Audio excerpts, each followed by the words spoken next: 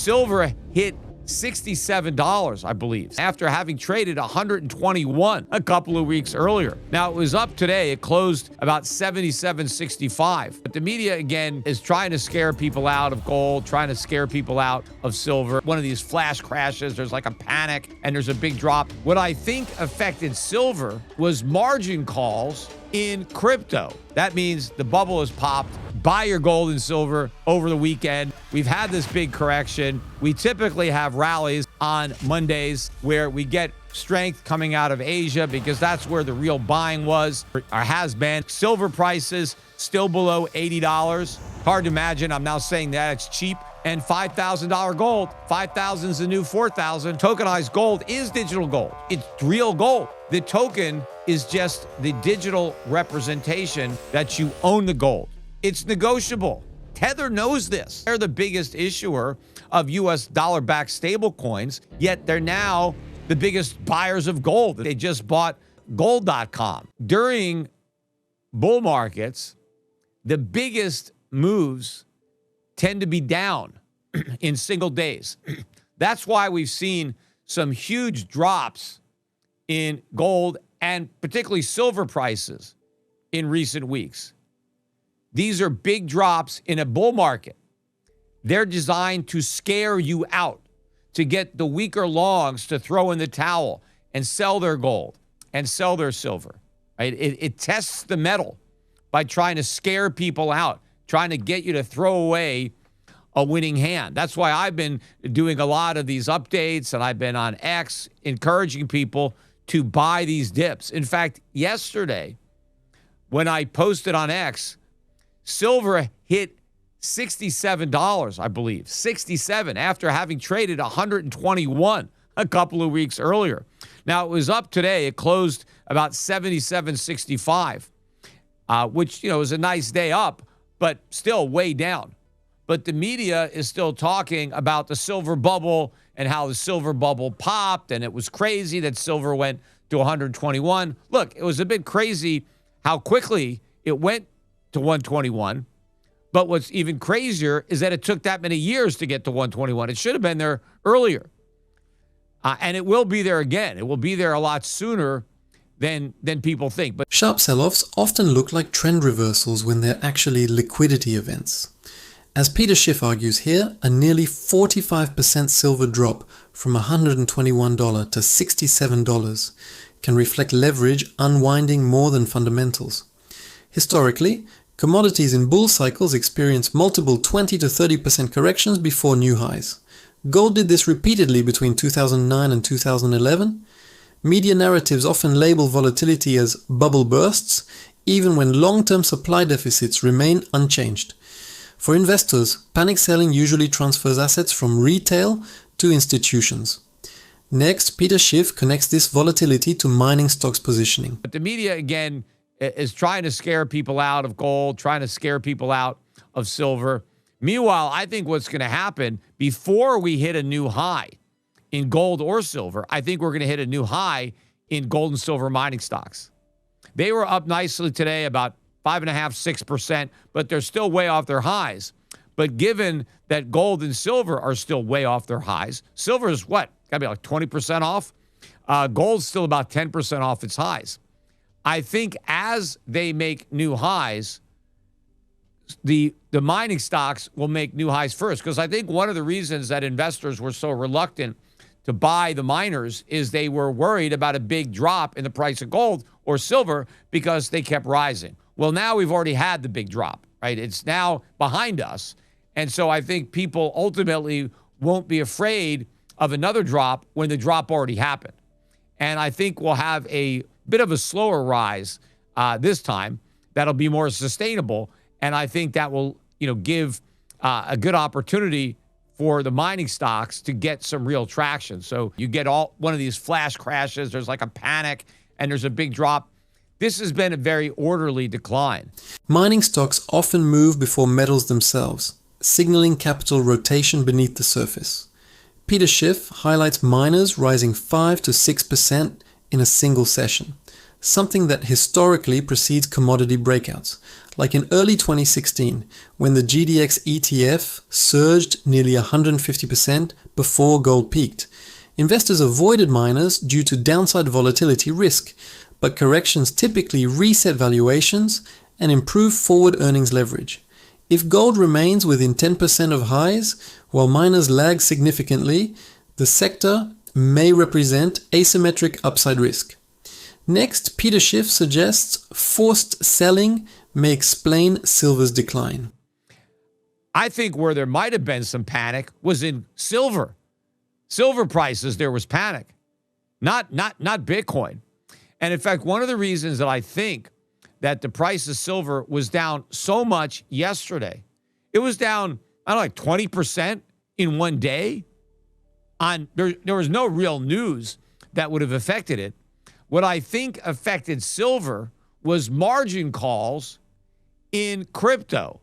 Now, there may have been some in silver as well, because some silver speculators who maybe put their positions on more recently got caught up. But I think that a lot of the margin players who own a lot of crypto-related assets also owned gold and silver-related assets as part of the de-dollarization trade, right? A lot of people think that that trade includes gold and silver and Bitcoin. Now, I don't think Bitcoin is part of that, right? It's got nothing to do with it. It's a market unto itself. But the fact that people believe that means that there are a lot of traders out there that have positions in both assets. And if they had those positions on leverage and we had a 50% drop in Bitcoin and we also had a big drop in silver, right? It's likely that they had margin calls. And it's also likely that it was easier to dump their silver than their Bitcoin. When assets fall without news, leverage is usually the hidden trigger. Peter Schiff points to a 20% silver drop coinciding with a 50% Bitcoin decline, a classic cross-market margin cascade.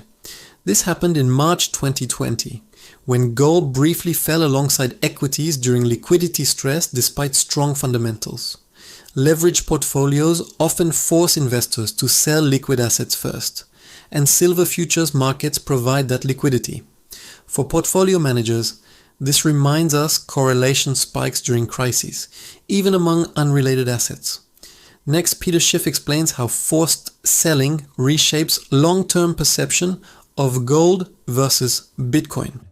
Because I don't think that there was enough liquidity if they had bigger positions. Now, clearly, they moved the silver market by getting out of silver, but they would have moved the Bitcoin market even more. So I think there was some forced selling.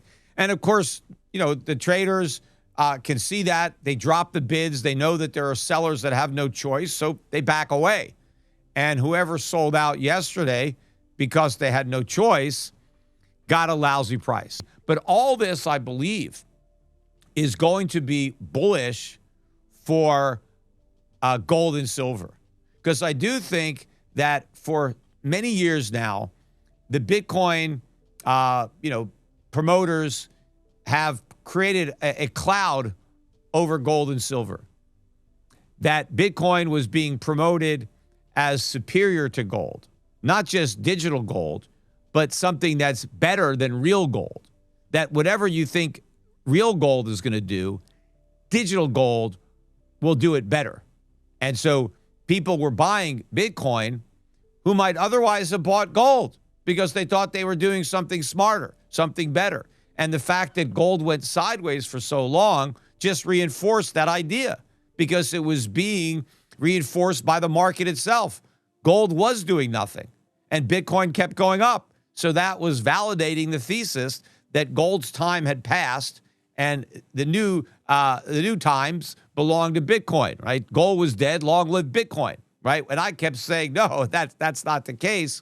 Forced selling doesn't destroy value. It transfers conviction from weak hands to strong ones. Peter Schiff describes traders pulling bids during liquidation, a behavior seen in nearly every commodity correction since the 2008 financial crisis. Bitcoin's outperformance from 2020 to 2022 coincided with near zero interest rates and peak liquidity, not necessarily superior fundamentals. When liquidity tightens, narratives often reverse quickly, especially in speculative assets. Investors should watch real yields and central bank balance sheets more than headlines about digital gold. Next, Peter Schiff challenges the long-standing Bitcoin over gold narrative directly. And that was proven last year when the de-dollarization trade really came into being on Wall Street. People appreciated why de-dollarization was taking place, why it was just getting started, and you saw the big move up in gold and a corresponding decline in Bitcoin. And in fact, when gold finally had that big correction, all the Bitcoiners came out and said, aha, now it's gold, it's Bitcoin's time. All the money that was coming out of gold and silver, now it's going to rotate into Bitcoin. And you know what happened to Bitcoin? Then it collapsed again. So Bitcoin went down when gold was going up, and then it went down when gold was going down. That means the bubble has popped. Again, I would recommend, as I've been doing on all these Friday market wraps, buy your gold and silver over the weekend. You know, we've had this big correction. We typically have rallies on Mondays. We've had a lot of noise recently, but I think we're going to get back to the same trajectory that we were on before, where we get strength coming out of Asia, because that's where the real buying was or has been, and I expect that to continue. So with silver prices still below $80, it's hard to imagine. I'm now saying that it's cheap to buy silver below 80, but it's been as high as 120. So seems pretty cheap given that we now have a benchmark that's much higher. So we're buying silver below 80 and $5,000 gold. 5,000 is the new 4,000. 4,000 was the new 3,000, which was the new 2,000, right? The milestones keep moving up, but you got to keep paying up, because this is what happens when you're living in a world of inflation and de-dollarization. The longer you wait to get rid of your dollars, the less they're going to be worth, and the higher the price you're going to see for gold and silver. So make sure and go to Schiff Gold and buy more gold and silver. When assets fall, regardless of direction in gold, liquidity stress is often the hidden story. Peter Schiff highlights Bitcoin falling both during gold rallies and corrections, a pattern suggesting speculative positioning rather than macro hedging. Since 2023, central banks have purchased over 1,000 tons of gold annually, while crypto volatility remains tied to risk-on liquidity cycles. Asian demand, particularly from China and India, continues anchoring physical markets even during price swings. For long-term investors, inflation-adjusted asset protection matters more than short-term rotation narratives. Next, Peter Schiff explains how tokenization could reshape gold ownership itself. I mean, if you believe in crypto and you want digital gold, then you can have digital gold. You don't have to settle for fool's gold. You don't have to settle with a counterfeit imitation like Bitcoin. You can actually have digital gold. You can have something like Tether Gold, or there are a lot of other companies. In fact, while I was down there, I ran into 2 or 3 other people that had their own tokenized gold projects that they were doing. There are so many of them. I talk to these people all the time. This satisfies the real demand. Tokenized gold does what Bitcoin can't. I mean, Bitcoin promises, but it can't deliver, because tokenized gold is digital gold, right? It's real gold. The token is just the digital representation that you own the gold. It's not even, you don't even own the token. You own the gold. The token is your claim check. It's like if you go to a restaurant and you give them your coat and they'll give you a ticket, right? You don't own the ticket, you own the coat. The ticket just lets the coat check person know that it's yours. When you give it to them, they go and find your coat. That's what's going on with tokenized gold. You're not even loaning the gold to the company that issues the token. It's your gold. Digital ownership doesn't automatically mean decentralized security or trust. Peter Schiff emphasizes tokenized gold as real gold with digital transfer, but custody and verification remain critical risks investors must evaluate. The World Gold Council estimates over $12 trillion in gold exists globally, yet only a tiny fraction is tokenized, meaning infrastructure and regulation are still developing. Blockchain settlement may reduce transaction friction, but counterparty risk doesn't disappear simply because assets are digitized. Investors should distinguish between technological convenience and asset security fundamentals. Next, Peter Schiff explains how token transferability changes gold's role in payments. The token just lets everybody know it's your gold. And the most important part about the token is that it's negotiable, right? If I could give my claim check to a buddy and they can go and get the coat and put it on and wear it, right?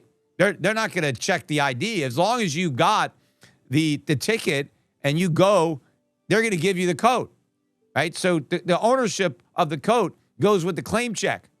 Well, it's the same thing with tokenized gold. I have tokens that represent gold ownership.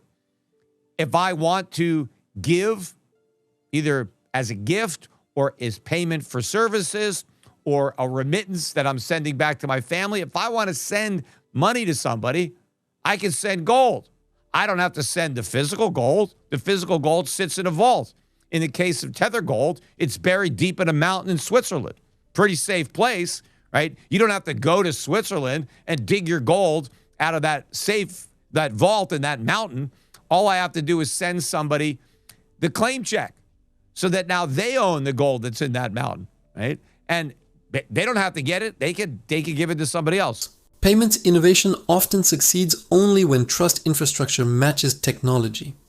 Peter Schiff describes tokenized gold transfers like negotiable ownership receipts, similar to early banknotes backed by bullion. Cross-border remittances exceed $800 billion annually worldwide, and lower-cost settlement systems could disrupt traditional banking fees. However, vault auditing, redemption rights, and regulatory oversight will determine whether tokenized gold becomes mainstream finance or remains niche. Investors should watch custody transparency standards as closely as price movements. Next, Peter Schiff links tokenization trends to the rise of stablecoins and institutional gold demand. So as people start to realize this, right, because one of the new aspects of crypto that is really being promoted is stablecoins and tokenization. What is a stablecoin? It's tokenized currency, tokenized dollars, tokenized euros, right? So you can have that. You can have a tokenized dollar, but why? Why the hell would you want to tokenize a dollar? If you're going to go to the trouble of getting a token, why have it backed by dollars? The dollars are going down. You don't solve the problem of getting out of the dollar if you buy a US dollar stablecoin. Tether knows this, right? They're the biggest issuer of US dollar-backed stablecoins, yet they're now the biggest buyers of gold. In fact, they just bought gold.com. They didn't buy the whole company. They bought into it, which used to be A-Mark, which changed its name to its website, gold.com, and they bought into that, and they, own a number of other retailers of precious metals. So now you've got Tether not only in the tokenization business, and Tether has been the biggest buyer of gold stocks. They've been buying a lot of the royalty companies in particular, a lot of the ones that we own in our funds and that I own personally. Stablecoins may look like innovation, but many simply replicate fiat exposure in digital form. Peter Schiff notes the contradiction of dollar-backed tokens growing while major issuers accumulate gold assets. In 2024, stablecoin transaction volume exceeded Visa's annual payments volume. Yet most reserves remain tied to US Treasury liquidity cycles. Institutional interest in gold royalty companies suggests long-duration inflation hedging rather than speculative trading. For investors, this signals capital quietly preparing for currency debasement risk rather than chasing crypto momentum. Next, Peter Schiff connects tokenization directly to gold's future as money.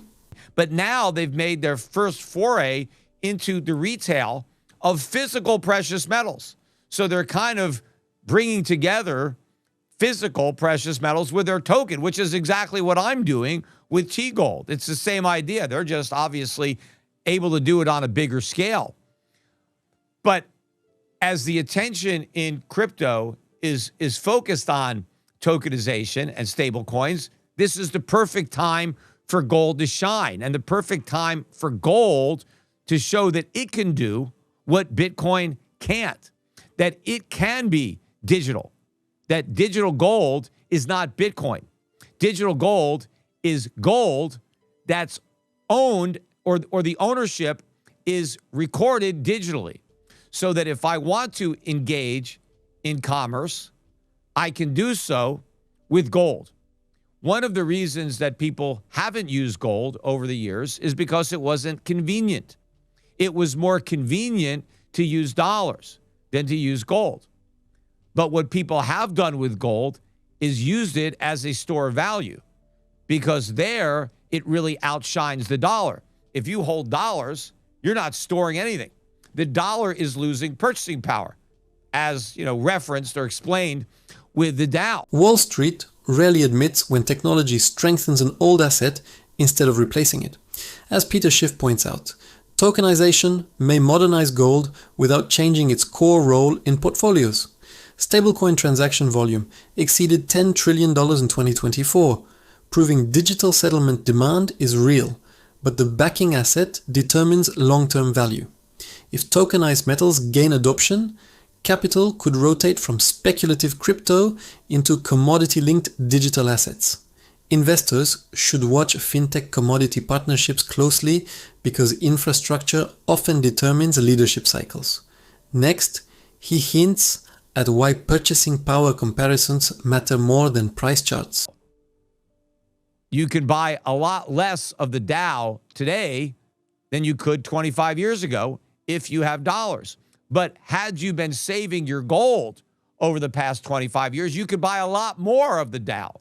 The Dow is cheaper for you if you save gold. So people recognize that the dollar is good as a medium of exchange, but it's lousy as a store of value. So what do people do? They use dollars as a medium of exchange, but they use gold as a store of value.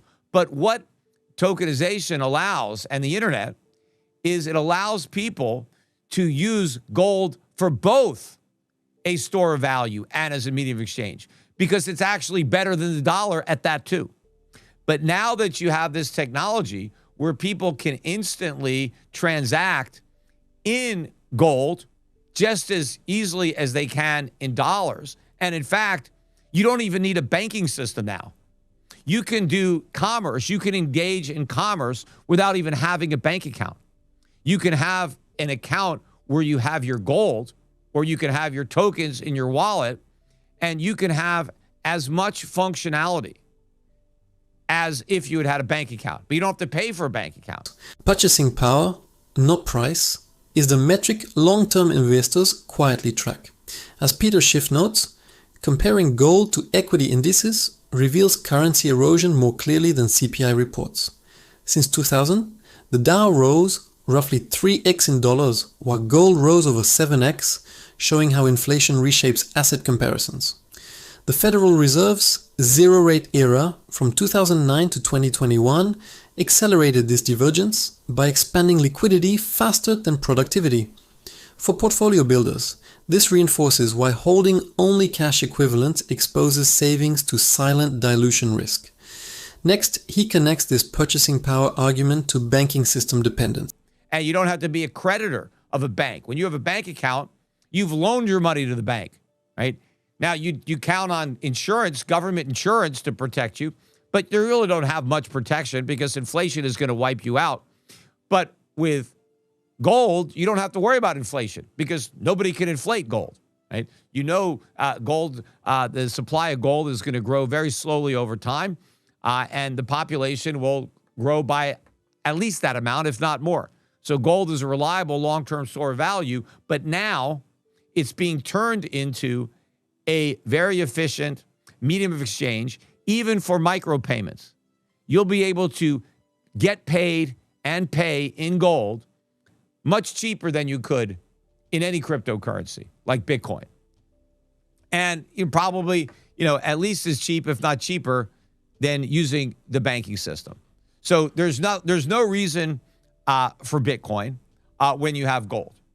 And the advantages that people believe that Bitcoin had over gold disappear once you tokenize it. The banking system calls deposits savings, but legally they're unsecured loans to institutions. As Peter Schiff argues, deposit insurance protects nominal balances, not purchasing power, especially when inflation averages above wage growth. Global gold supply historically grows about 1.5 to 2% annually, far slower than money supply expansion during stimulus cycles like 2020 to 2021. That imbalance explains why real assets often outperform cash after aggressive monetary easing periods. Investors should remember liquidity crises rarely start with markets. They start with confidence in intermediaries.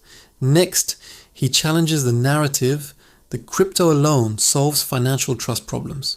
That's why I've tried to focus my gold Bitcoin debates on Bitcoin versus tokenized gold to neutralize all the objections that the Bitcoin pumpers had over gold. The main thing you have now behind Bitcoin is the media, Wall Street, and the Trump administration, right? They're all trying to push people out of gold and into Bitcoin because they have a vested interest in selling you on that con. When politics, media narratives, and capital markets align, investors should slow down and ask why. As Peter Schiff suggests, institutional endorsement often follows profit opportunity rather than investor protection. The approval of spot Bitcoin ETFs in January 2024 triggered billions in inflows, illustrating how regulatory legitimacy can reshape asset demand quickly. But history shows narrative-driven inflows, like the dot-com boom in 1999, don't guarantee long-term leadership. Smart investors track liquidity sources, not headlines, when evaluating new store of value assets.